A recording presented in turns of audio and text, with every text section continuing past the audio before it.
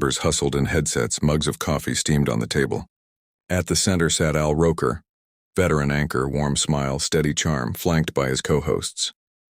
Everything seemed like a typical morning in New York, except today's guest wasn't a Hollywood actor or best-selling author.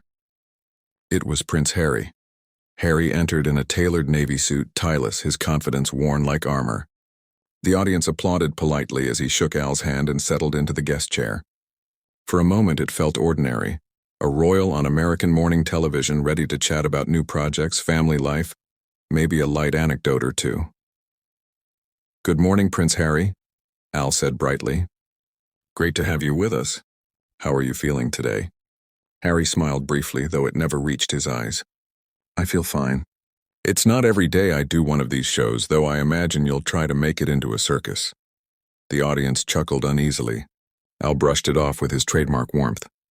"Well, we'll try to keep the circus animals outside," he quipped. "Let's start simple.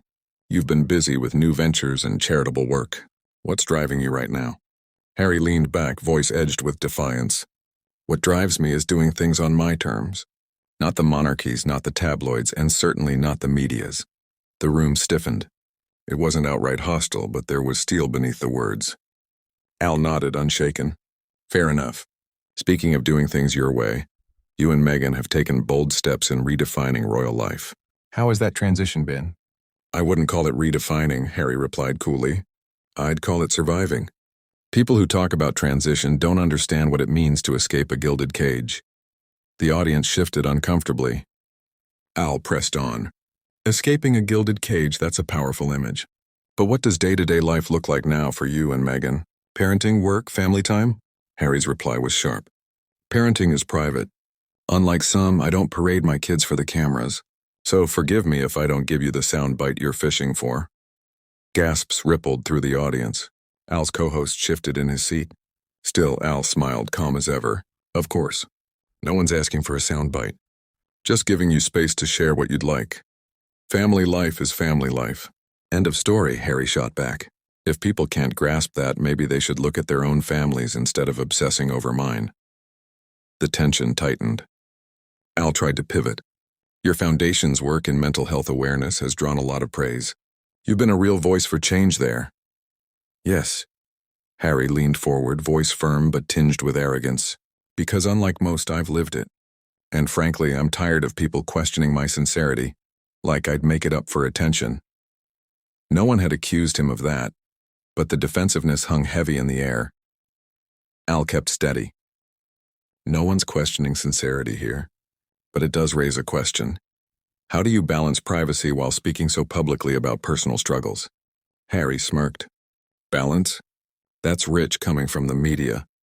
Privacy doesn't exist when people like you keep demanding access. You can't ask about balance when you're part of the imbalance." The audience murmured louder this time. Al chuckled, mug in hand. "You're keeping me on my toes this morning. I'll need more coffee to keep up." Harry didn't smile. Maybe drink less coffee and ask better questions. The room gasped. Al's patience, legendary as it was, seemed to stretch thin. But still, he pressed on.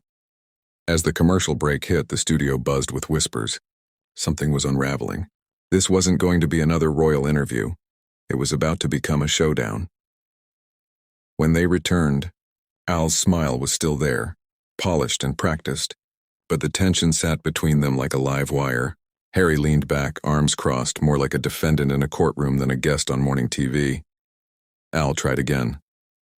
"You've spoken about stepping away from the royal family. What's been the greatest challenge in carving your independent path?" "The greatest challenge?"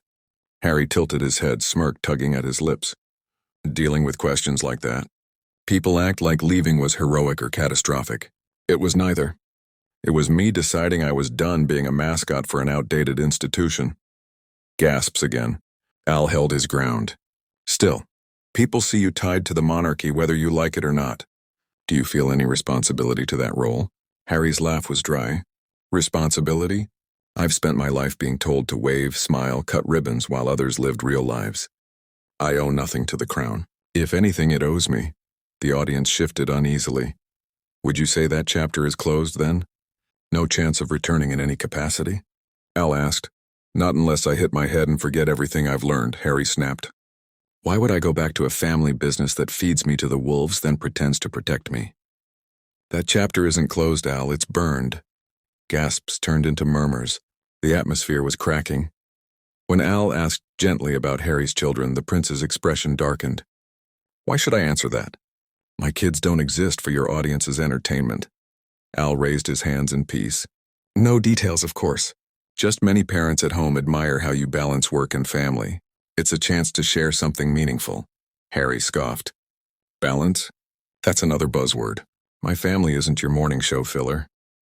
Al's patience frayed. But you've shared parts of family life before in documentaries, so naturally. Harry cut him off, voice sharp. Some might say, critics argue, sources claim, that's lazy journalism wrapped in gossip. The air grew electric. Even Al's face flickered with irritation. He drew a breath, let out a small laugh, and carried on. Our audience is looking for authenticity. When you share some things but refuse others, questions naturally follow. Harry's eyes flashed. Authenticity means I decide what to share. You don't set the terms, Al, not anymore. The room was heavy, every word a strike. Cameras zoomed closer, catching the frost in Harry's gaze and the steel in Al's. It was clear to everyone. This was no interview. This was a battle, one that was only building toward an inevitable explosion.